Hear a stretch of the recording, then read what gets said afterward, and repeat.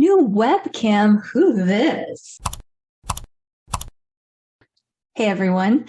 So I heard you, but I was painfully aware of the very poor quality of my old webcam. So here's the thing, when I started my channel in March, I was using my antiquated, very laggy laptop, and it just could not cope with the video software that I use. So I invested in a new desktop, but it did not come with a webcam. So what I was having to do was record myself on my old laptop and upload, the files here. So I was already planning on buying a new webcam, but your feedback helped me pull the trigger and finally buy one. So I hope this makes it less distracting for you all. So hi, welcome. My name is Courtney. You're watching Courtney's Reviews. And if you like Better Call Saul type content, check out my channel. My channel mostly does episode breakdowns. So to clarify, my breakdowns aren't just recaps. I actually do deep dives into them. I like to do actual analysis. That's what breakdown means, analysis. And look at the symbolism and themes and motifs and what's going on with the characters and all that stuff. So go check it out if you're a fan of Better Call Saul. All right, so for today's video, I wanted to go over some new theories that I have regarding season 6. So quick disclaimer, it should go without saying, but this is a theory video, right? This is just one person's ideas. I could be completely wrong and you can completely disagree. And feel free to share in the comments your own ideas and thoughts about what you think might happen. So yeah, let's get right into it. In my breakdown of season 6, episode 5, Black and Blue, I mentioned at the end that I have some new theories. I posted a theory video about a week ago about whether or not I think Kim will end up behind bars, and in that video, I lay out what I take to be supporting evidence of that theory. But I clarify that there is more than one type of prison. Arguably, Nacho was in his own prison as he was caught between the cartel and Gus. And in Breaking Bad, Jesse was held against his will. I mentioned the possibilities that Kim either ends up in like real prison or if she's maybe forced to go off with Lalo. I still think this is a very real possibility, especially after seeing the last episode. So I recommend that you go watch that theory video and then come back to watch this one after. Right. So, in my breakdown of Black and Blue, I pointed out a parallel between Kim and Lalo, specifically how they were meeting with someone else to try to get information out of them. You see that with Kim and Viola, and then you see it with Lalo and Margareta. And I think it's very possible that in the next episode or two, 6 and 7, we'll see Lalo come back to Albuquerque. And I think there's a very, very real chance that he's going to reach out to Kim. When Mike meets with Kim at El Camino, he tells her, that he's following her because of Lalo, but he thinks that there's a very, very slim chance, it's like 1,000 to 1 or 1,000,000 to 1, whatever the phraseology is, that Lalo would actually reach out. But I made the point that there is a very similar conversation that happens at the end of Breaking Bad between Skyler and Marie.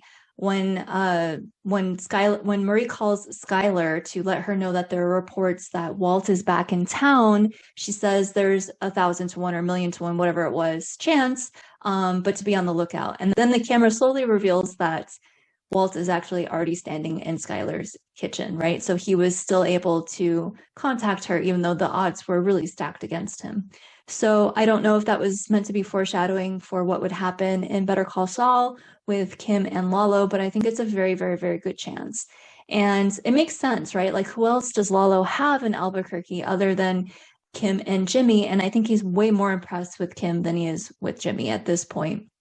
So it would make sense. It would stand to reason that he might reach out to her to help him with his plan.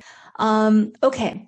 So another point I wanted to mention was going back and watching the most recent episode, watching Black and Blue. When Gus goes into the super lab, we see him check the extension cord. And I was not sure at first what he was doing. And then it's pretty obvious. He counts his steps and then he walks up to the excavator, bulldozer, whatever it is, not so great with machinery. And he plants his gun that he's been wearing on his ankle. He leaves it there. So in rewatching this, it occurred to me that perhaps what he was doing was counting his steps from the connection point to the excavator. So I think there's a chance that maybe he is going to get Lalo into the lab, or Lalo is going to get into the lab somehow. And from there, then Gus will be able to cut the power, right? It'll be in pitch blackness, pitch darkness. And then he'll be able to count his steps to the excavator to retrieve his gun. Now, that's a shot in the dark. If that is truly the case, he will be literally firing into the dark. That's where the expression comes from. And it's a risky, it's a gamble, right? Like you're not sure you're going to really hit anything. And I can't imagine with what a supervillain Lalo is, that it would be that easy to take him down with a single shot in the dark. But maybe Gus is planning something else, of course. But if that is the case, I think there's a very, very good chance that Lalo will escape. He'll get away. And I've also entertained the theory that maybe Lalo does die in the lab and he ends up buried or entombed behind the south wall. And as I joked in my breakdown of this episode, Lalo said that south wall is going to look beautiful. So what is Lalo doing in Germany? So I already discussed what I think he's doing and the breakdown. Let me just recap it here because it is pertinent to the theory that I'm laying out. So I think he's going to go visit the manufacturer who encased the slide rule in lucite, and from there be able to track down who ordered it. So it was signed or inscribed with "Love Your Boys." So there's any number of people that could have ordered it. Maybe they all chipped in, but I theorized that the weak links, possible weak links, are either going to be Kai, because he was always a troublemaker, and I think the other real possibility is Casper, the one who was upset about Werner's death. And when they're in the desert and he's about to go off, he tells Mike that Werner was worth 50 of Mike. So he might be a weakness there too. I don't know that any of them would be willing to give information to Lalo. So I think in that case, it's probably most likely going to be Kai, because not that Kai deserves to die. He was kind of a jerk. So I think if I were writing the show and I had to write Lalo killing one of them to extract information, it would definitely be Kai. Casper was a good guy, and it would be difficult to watch Casper be killed.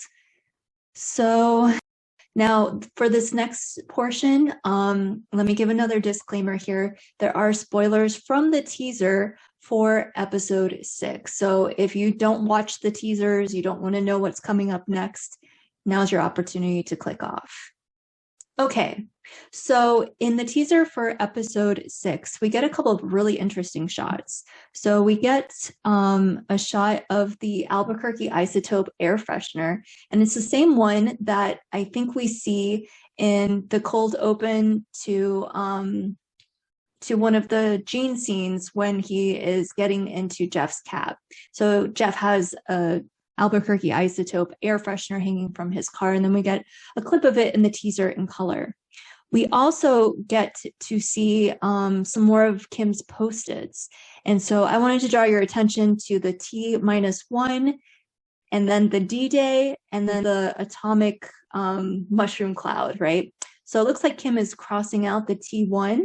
So that would be like one day. So I'm assuming that episode 6 is going to take place the day before whatever their big thing with Howard is going to be. And then D-Day will be episode 7. I have no idea what they're planning, obviously, but I think it might maybe involve something to do with Cheryl, Howard's wife. I think it's really strange that they would introduce a new character this late into the game if she wouldn't be relevant to part of the plot or story. Might also have something to do with the judge that Viola told Kim about that is now working the Sandpiper case. I think there's also opportunity for some overlap between the storylines, right? So we have some tenuous, but some connections. So we have 2 different PIs trailing Jimmy and Kim, right? So you have Mike's guys who are keeping an eye on things, looking out for Lalo. And then you also now have Howard's guy who's following them, or at least following Jimmy. I don't know if he's following Kim as well. So that might be really interesting. Something there could happen. I saw that Peter Gould mentioned that the cliffhanger is going to be intense and painful, and he hopes we're not too upset in the intervening weeks for the 6 weeks during the hiatus. So I think that that probably is good indication that we're not going to be sure if someone dies or not. So we have three possibilities: Howard, Kim, or Lalo, or maybe more than one. So I think that Lalo is going to get out of the lab somehow, and I think he's going for Kim. What he's going to do with her, I don't know. He might, as I speculate in my other theory video, maybe coerce her into going away with him. Maybe he kidnaps her. I'm not really sure. We also get this shot of Ed's best quality vacuum repair business card, so that might also come into play, as many have speculated. So what are your thoughts? I'd love to hear what you think. Let me know in the comments down below. And if you aren't already subscribed to my channel, please make sure you hit that subscribe button. Thank you for watching. All right, I'll see you next time. Bye.